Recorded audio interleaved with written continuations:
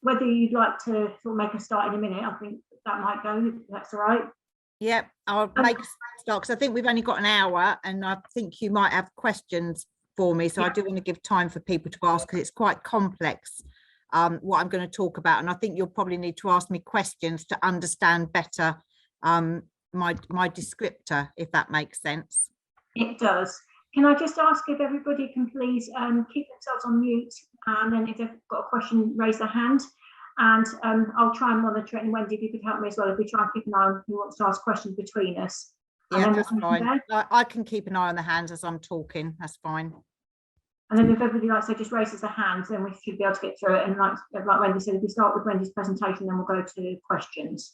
Can I just say, if any people can put in the chat box for me which the name and organization, because a lot of people on here haven't booked on. Some people haven't booked on. Those that haven't booked on, can you please write your name and organization for me, please, so that I can add you onto our list? So Louise, I'm going to start off talking rather than putting the presentation up because I think that's easier. And then it might be that I choose not to put the slide up, or I might think it's helpful. But if not, we will send those slides out because I think they're quite helpful. So for those of you that don't know me, I'm Wendy Ogle-Wellborn, the Executive Director for People and Communities for both Cambridgeshire and Peterborough local authorities. And I'm the lead officer that works across to the health system. So I'm going to describe to you the changes that are going to happen in our health system. And I'll be very upfront with you. It's incredibly complicated. And I'm sure when I finish talking, you'll have lots of questions, but that's to be expected because it is complicated. So at the moment, we have a clinical commissioning group who receive all the money for Cambridgeshire and Peterborough to deliver health services across the system. Now, the clinical commissioning group contract with other health providers across the system. So you've got Cambridge University Hospital, commonly known as Addenbrooke's.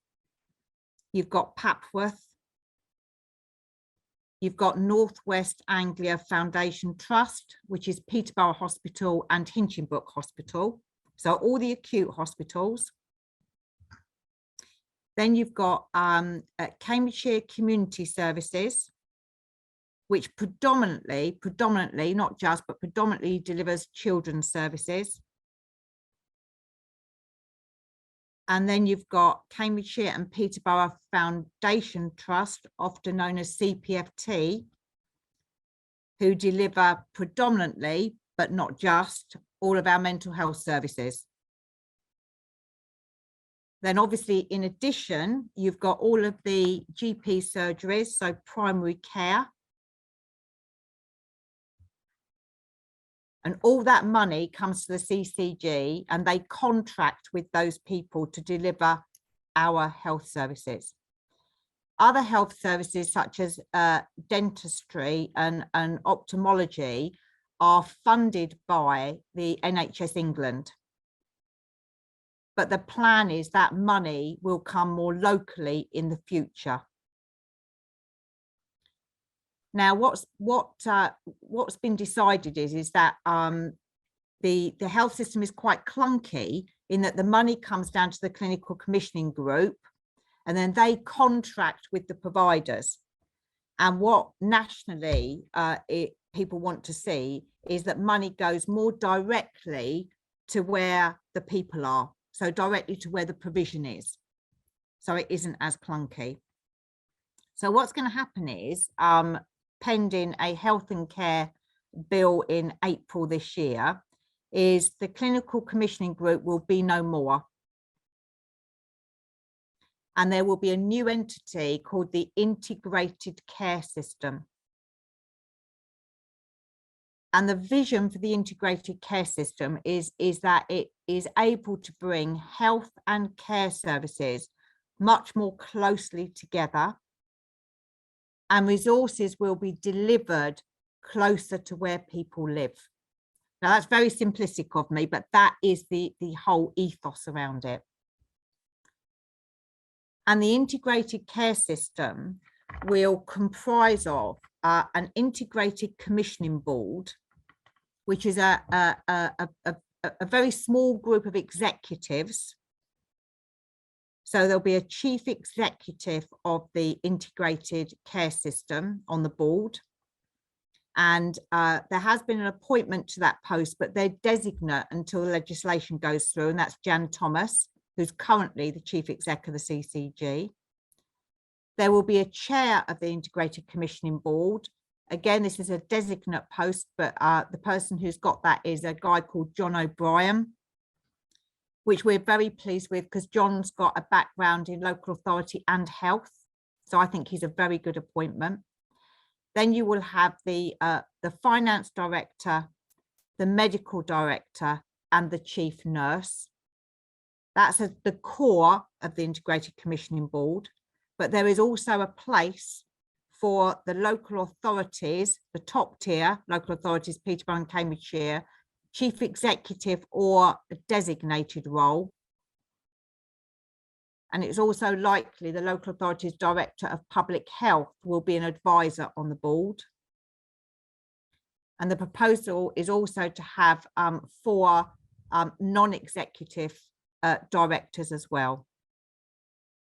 And that board will be responsible for all of the money from centrally from the NHS for the delivery of the outcomes within Cambridgeshire and Peterborough for the health system. Now that board is considering basically who are best placed to deliver the health services across Cambridgeshire and Peterborough. And the way they're thinking about it is to have what they call 2 integrated care partnerships, north and south, that follow the acute sector, so the hospital footprint. So south would be Cambridgeshire City, South and East, and the north will be Peterborough, Fenland and Huntingdonshire. And it will be those services within that area that form the partnership. So obviously you've got all your primary care, your hospital and community care in that partnership. And that's, if you like, all your community services. Then they're looking at the development, which will be of interest to this group, of a children's collaborative, which across the whole of Cambridgeshire and Peterborough would bring together all of these services across health and care together as a partnership. Now, one of the things I will say about that is in the children's area, we've been working very much like that already. So the local authority, in terms of children's services, our education services, work incredibly closely with our health services already in a partnership. But it means the money from the NHS would go directly to the NHS provider who's considered to be the most capable provider to hold that. There's no decision made on that, but it could be CCS. And then the other collaborative is around mental health and learning disability. And again, no decision on that, but the most likely capable provider on that would be CPFT. So if you like, you've got some more specialist areas, children, mental health and learning disability, but then your community services being delivered via a partnership by these 2 integrated care partnerships, which obviously the 2 collaboratives would work very closely with as well. So that's the health bit. So you might say, well, where does the care bit come in that isn't there now? So the other statutory board that has to be in place is what they're calling the Integrated Care Partnership Committee, not to get confused with the 2 integrated care partnerships. It's the Integrated Care Partnership Committee. You are going to get a little PowerPoint of this, so don't worry, in a diagram, but I'm just letting you know. And that integrated care partnership is going to have a statutory responsibility for the development of an integrated care strategy. which is really good. And on that integrated care partnership committee, there has to be the key partners. So obviously it will be health, it will be local authority officers as well as key members, so that actually they can actually fulfill their democratic accountability. There'll be Health Watch, the voluntary sector will be represented, likely the police, the combined authority and the districts. And one of the things we've been talking about is you probably know that the local authority have a statutory responsibility for the Health and Wellbeing Board and the Health and Wellbeing Strategy. And we've been having a discussion to say, well, isn't that one and the same? An integrated care strategy, isn't that the same as a health and wellbeing strategy? So we've agreed in principle that between the Integrated Care Partnership Committee and the Health and Wellbeing Board, we will merge their work as far as possible and come up with one plan and one set of priorities. Much of the focus at the moment has been on governance. And the reason that is because the CCG will not exist in April. And everybody in the CCG will have to be somewhere else. So everybody who's below the executive level, everybody's guaranteed a job, but all of the executives have had to reapply for the roles. But I think it's important you know that all of the practitioners on the ground are protected. But because of this system they've got to go through and have all the governance ready for April, there's been a lot of focus on that. And there's a real recognition from health, so from Jan, that engagement across the wider partnership hasn't been as we would like it to be, because we've had to focus on getting some governance in place. But there is a very comprehensive engagement plan that's starting to be rolled out to help people understand better what the system's going to look like, but also hear from yourselves and others about what you want it to look like as well. So that's a very quick overview. Really happy to ask any questions. Doesn't matter how silly you might think they sound, but please just ask me directly.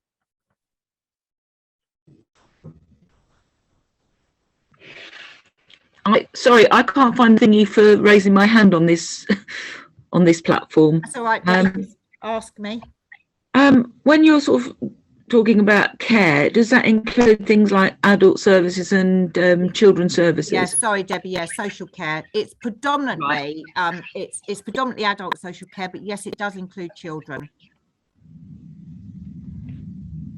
Can I also just point out as well, I was at the mental health board meeting yesterday, and I was really pleased to see that the strategy is going to align with other existing strategies as well. So the development of the all age autism strategy and the SEND strategy, for example. So that's quite a reassuring thing that's happening, especially if we're all involved in those as well.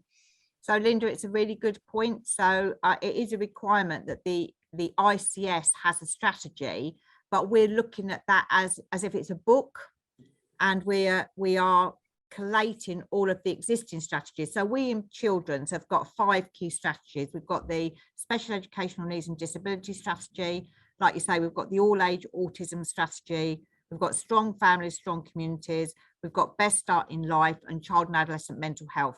They're the 5 key strategies, which are, if you like, the backbone of our work across health and care for children. And they will underpin the Children's Collaborative. So this isn't all shiny and new if we've done stuff already.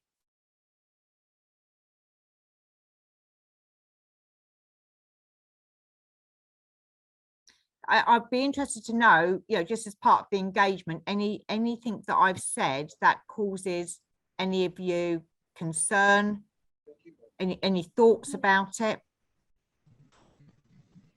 Hi Wendy, it's Shaz. Hi Shaz. Sorry, I can't find either, sorry.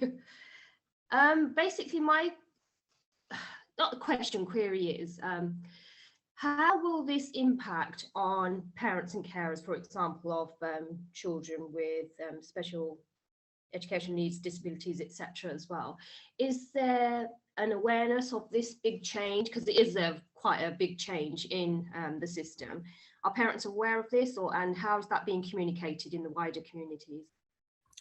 So as I say, the engagement has been minimal. Obviously, I think, I work through both Louise and Sarah in terms of the parent carer forums, and it is quite complicated. For me, this was part of my ability to be able to start sharing some of that knowledge with you. And I think the PowerPoint that Louise will get sent out will show you that graphically how that will work. In practice, our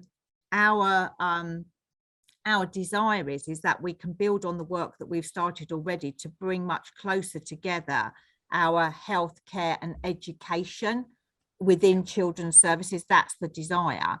And if the money is actually sitting within a partnership rather than it sitting with what it is now CCG and then contracting with the likes of CCS and others, it should make it much easier for us to look at how we want together to manage and develop and deliver the resources for children and families. And I mean, I feel really quite positive, because I do think within the children's arena, we've been working quite closely together for quite some time, and actually now bringing the money into that partnership, I think is going to be a real benefit.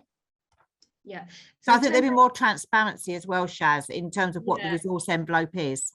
I was going to say, in terms of the funding, then it seems to be more direct rather than being commissioned. That's correct. And that's the reason. And obviously, hopefully then you save some money if you haven't got all of those contracts and everything else going on. So exactly, yeah. I am previous CCG, so I know how the system works. So for me, it is just that recognition that actually when the money was divvied out, there's that extra layer of bureaucracy, to be honest. Yes. And then sort of sharing the funding, etc. So, and I think, to be honest, Wendy, this makes more sense because the money will be coming direct. Yeah. And I think you can sort of manage that a lot clearer and a lot better now. So as a partnership, and also we can all be accountable. So the Children's Collaborative, for instance, will have to report directly into the Integrated Commissioning Board in terms of the outcomes they're delivering around children and families, and how we're doing with the budget. But we will have flexibility on how we use it. Yeah, and I think there'll be clear accountability as well. Yes, I think so. Brilliant. Thank you, Wendy.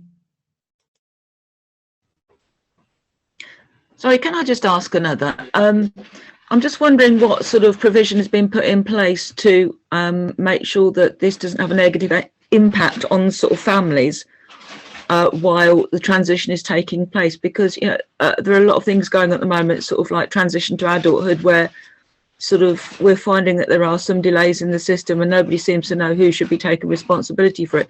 So has there been anything put in place to make sure that the end users aren't impacted in a negative way? So Debbie, I chair, so we put in place an early help partnership board that I chair. And all of the 5 strategies that I've just mentioned to you is that we have a report from the people who are leading those strategies and developments to see where they're at, so that actually there isn't any gap. And we've also now created a what we call a Children and Maternity Collaborative Board, which has got all of the executives from all of children's provision on that. So I don't think we haven't stopped anything or delayed anything. I think if you're finding an issue, I don't know whether that is related to the significant pressures that parts of the system are under because of COVID and redeployment of staff. I'm not sure, but Debbie, I'd be happy to look at that outside if you want to just drop me a note or put it in the chat if it's a specific issue, because again, I could always pick it up at the board if there's something that feels like it's not working well. Yeah, okay, thank you. So I suppose the other thing I'd want to ask you is you've heard me talk about it. How best do you think we can get this information out to parent carers? What would be the best way to do that? Wendy, just to let you know, there's a question in the chat from Andy. Okay, let me have a look. I can't see the chat and look at the hand, so I'll go to the chat. And I mean, also, just so everybody's aware, we will be editing this and trying to get this up on our YouTube channel sooner rather than later, which is why we're recording the session today. So that will help with making everybody aware. But I definitely think this is the opportunity for people in the session to help inform some of those communication plans. Andy, can you just read out your question to me? I can't seem to access it, and because we've got time, if people have put a question in the chat, can they ask me directly? So Andy, do you want to go first? I'll give it my best shot. Apologies, I haven't got a huge amount of a voice. It's just saying, I know there's a lot going on around the governance side of things at the moment, but for strategies that expire next year, so the all age carer strategy currently goes up to 2022. It's just wondering where ownership of these will sit, just very mindful to make sure they don't sort of slip off the radar with so much going on ahead of the 1st of April and the changes going on. So just to reassure you that any contracts, anything in place now will just novate over to whoever is considered to be the capable provider. So they will novate, they won't just end, if you like, and be in the ether. They will novate over, if that makes sense.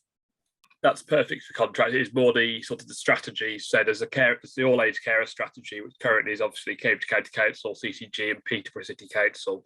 That is currently 2018 to 2022 is in terms of when that strategy runs until. So it's just who will sort of own in terms of making that refresh of that strategy, the update of that strategy. That's just the bit where it just really helps, just to be clear, so just so it doesn't end up us ending up with a strategy that's out of date and us all scrambling around. I'll take that back, Andy. I'll find out particularly with relation to that, but I will. My assumption is, and I can only say from the strategies I'm responsible for, is that nothing should change in relation to who's responsible. People might have work for a different employer. You know, they might have worked for the CCG, but now be with CCS or CPFT. It shouldn't change. But I would certainly, if you are concerned, and I'll pick up the all age carer one for you and come back to you. That's brilliant. Thanks, Wendy.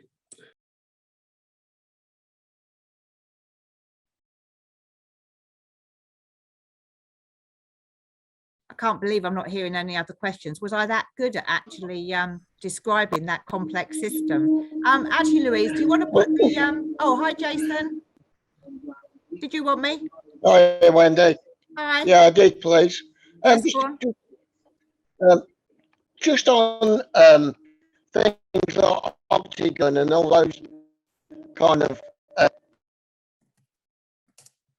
Jason, we can't hear you. We can't hear you. GPs, what will happen? Will they stay like that, or will that all be got rid of? Jason, I'm going to try and answer what I think you said. It's just that you went a bit like a Dalek. If you're talking about GP practices, what's happened is, actually, it's a really good point. I forgot to tell you this. So all of the GPs across the whole of Cambridgeshire and Peterborough have grouped together into what they're calling 21 primary care networks. So they're groups of practices who are agreeing to work together to try to develop and deliver services more locally. Does that answer your question? I was just asking whether they were actually just staying or whether they were going. No, they're staying. That's a key part of the work we want to do in the neighbourhoods. They're absolutely staying. Right. Louise, you want to just put up one of my slides?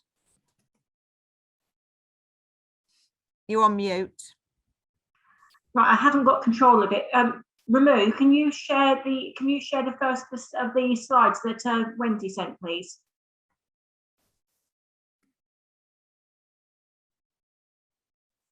Okay, 1 minute. Thanks, Ramu.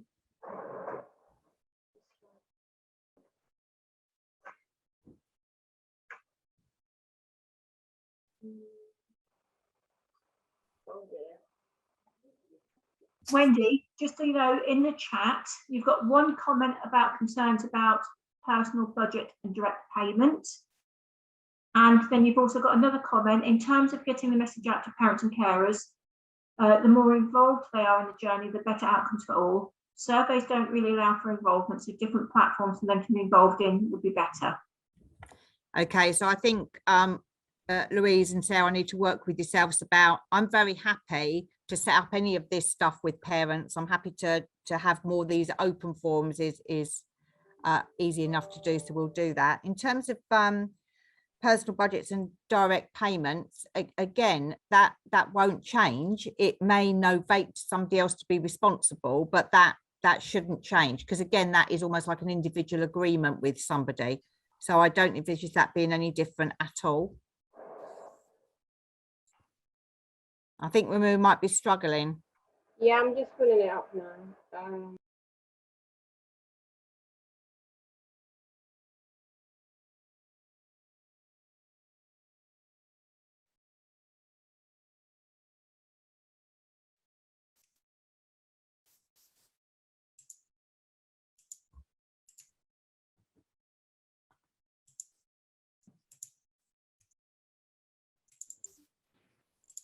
While we're waiting, can I just make a comment? So I can't find my hand put up.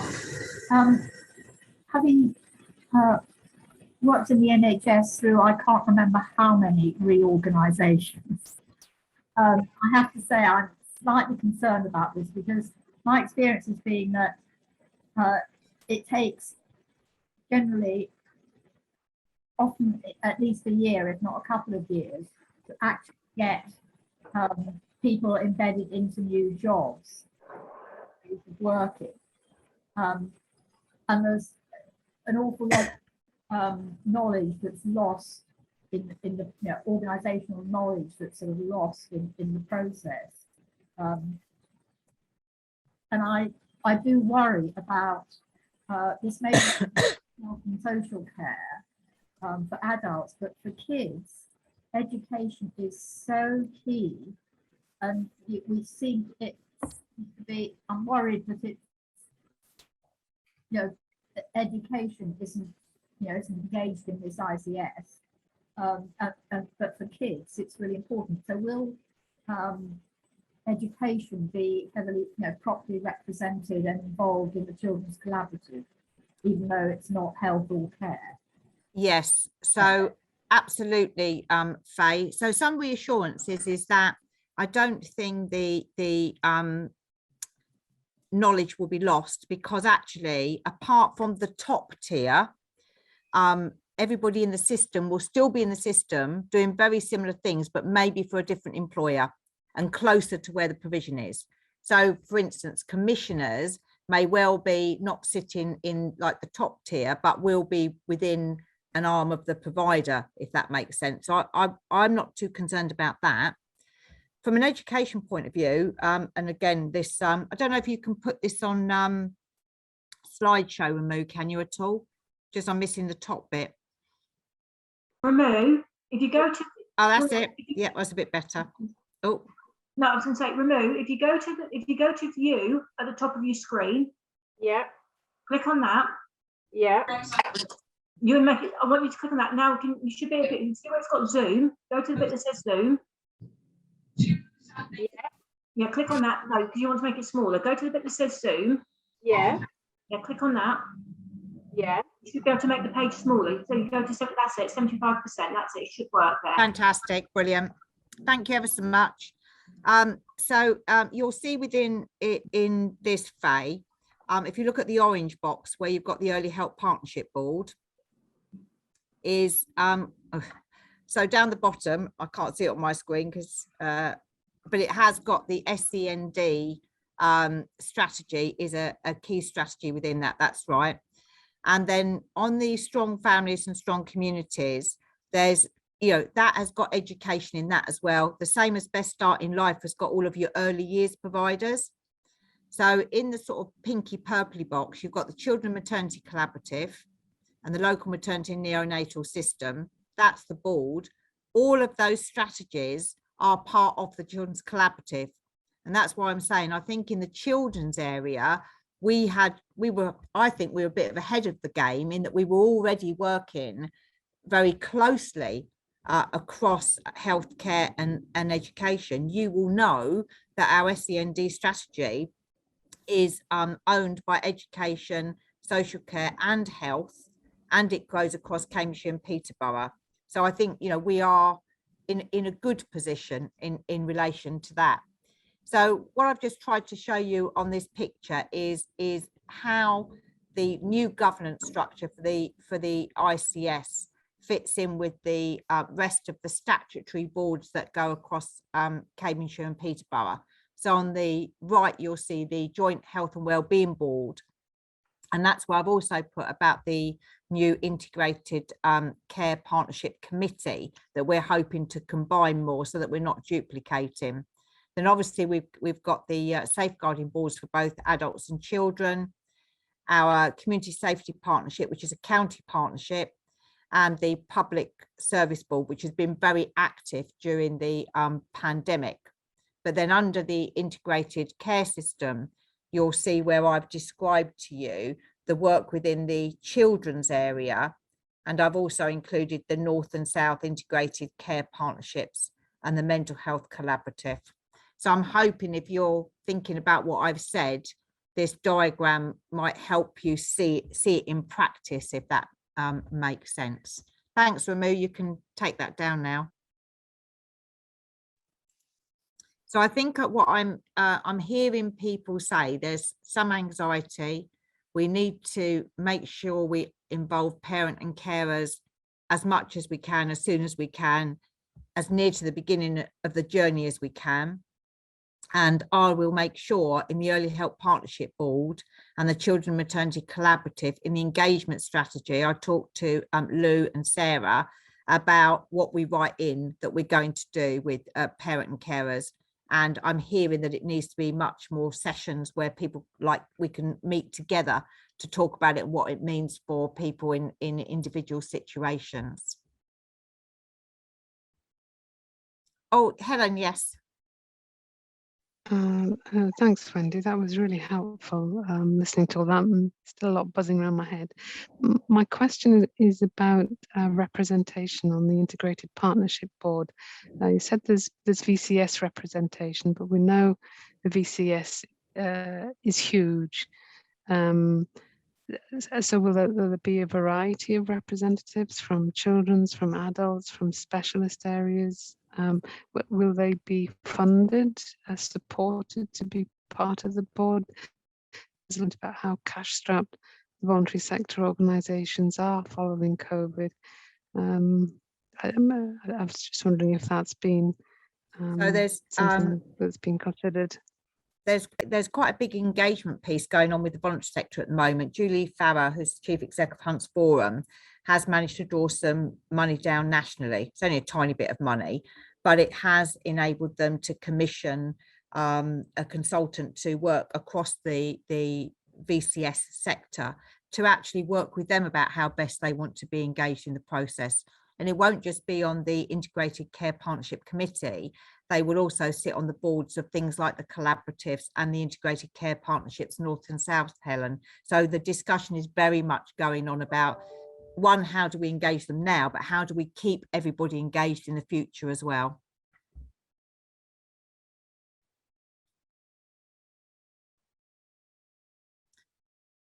Okay, well, if there's nothing else, I'm very, oh, somebody. Yeah, just a quick question with another hat on. Jason, can you turn your cam? Can you turn? May or may not know. How's Kathleen? Can you turn your camera off, because I can't hear what you're saying. It might help. Try again. Is that better? Oh yeah, much better. Thank you. Okay, that's one because I have the TV on. My question was actually, as you may know, how will it get down to parishes and areas, this ICS strategy and the new way of thinking? Because normally parishes like mine normally don't get to know it till it's nearly too late. before they can consult anybody. Did you say parishes, Jason? Parishes? Yeah. Oh, okay. Yeah. Actually, that's a really good point. I mean, in Peterborough, I chair the SPP delivery group, and I've got the guy that leads the parish meetings and Yeah. stuff. But actually, on the rest of the county, I don't know. So I will take that back, because I think it's parish and town councils. You're quite right.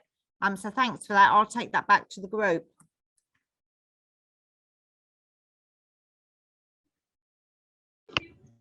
The guy that leads on it, sorry, Wendy, the guy that leads on it is David Beaumont. He's in Democratic Services. Sorry, Jason, I just can't. Parish councils. Say that again about parish Right. councils. Right, a guy called David Beaumont. Right. Democratic Service. Oh yeah. Leads on parish council agenda. Oh right. Okay. And David Over.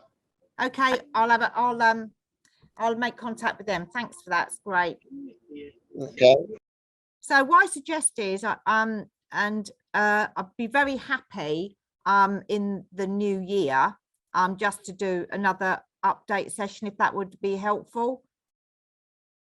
We could put that in, and then by that time we should be clearer about the engagement strategy, and we should be able to give some information on what we're planning to do with that. But I'd be very pleased to hear ideas from people other than sessions like this. What sort of other methods of engagement with parents and carers, and any others, people that you think about, that would be really helpful.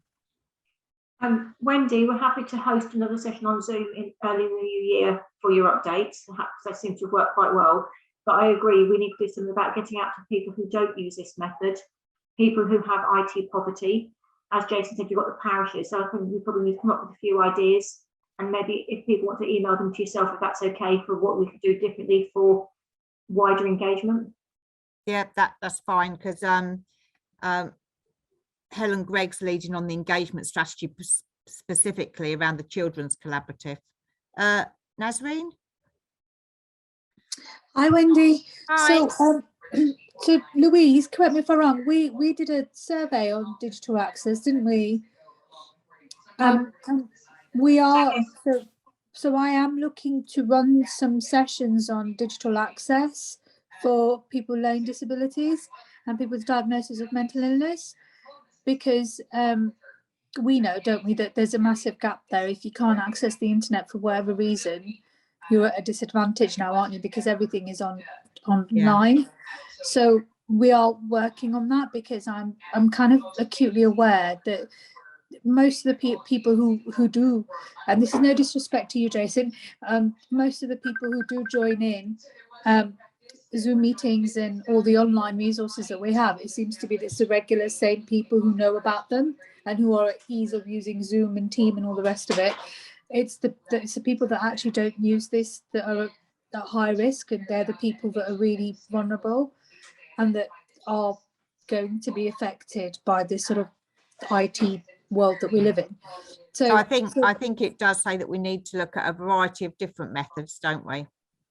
Yeah, and I think it's the difficulty we've got is that although we look at a variety of different methods, we know that actually one of the major ones is IT, isn't it? It's online now, isn't it? And that actually we're using less and less of the face-to-face, and there's less post office, there's less Sure Start centres, aren't there? So people are limited, aren't they? So yeah, I think there's a massive piece of work that needs to be done around trying to get people to use IT and trying to probably address the barriers that people experience of using IT equipment or accessing internet as a whole. Brilliant. Yes, I totally agree with you. Thank you. I've got Lou, then Linda. Just one point, or a couple of points. As Naz says, we are doing a piece of work around digital access for health. In particular, we're working with Dr. Reddy and the team at CPFT. I can email that information out to you. So Naz has developed a survey which will be going out to families to help shape digital health services within CPFT. But what we've done is we've secured 250 preloaded SIMs from a Vodafone project, which will be going to the families. So that will help with the digital poverty a little bit. But like I said, I agree with Naz. It's about that wider bit, how we get out to people who have access issues. Thanks, Lou. Linda? I was just going to ask, given that there's going to be a lot of services commissioned against need, which is absolutely fantastic, how will you see parent carer forums involved in the commissioning of those services to meet that need? Well, in children's, it would be very similar as it is to now. So parent care forums are involved in with our commissioners. Lucy's here as our leaders, our SEND commissioners. And then we've got our health commissioners like Siobhan and Catherine. So that will absolutely continue. And we never get away with not involving parent carers at the very start. Christ, it's bashed into us. We don't always get it right, but it is like from the start of the journey in terms about thinking about the need. So we we'd want to build on that and get better at it. You can always do better, you can always improve. So our thing would be, we just need to keep doing that really. And I would hope that it spreads out to more services. So I think we're quite good in terms of some of the jointly commissioned services we've got and local authority services. I think there's some health services that just sit with health that we're not so good at. So we'd hope to bring that into the fold as well. Lovely. And obviously we will engage and help and embrace any of that. I appreciate that was a somewhat cheeky question. Not at all, not at all. But also we can't hear often enough how committed you are to doing that. So that's fantastic and greatly reassuring. Thank you. Good, brilliant, thank you. Naz, did you want to come in again?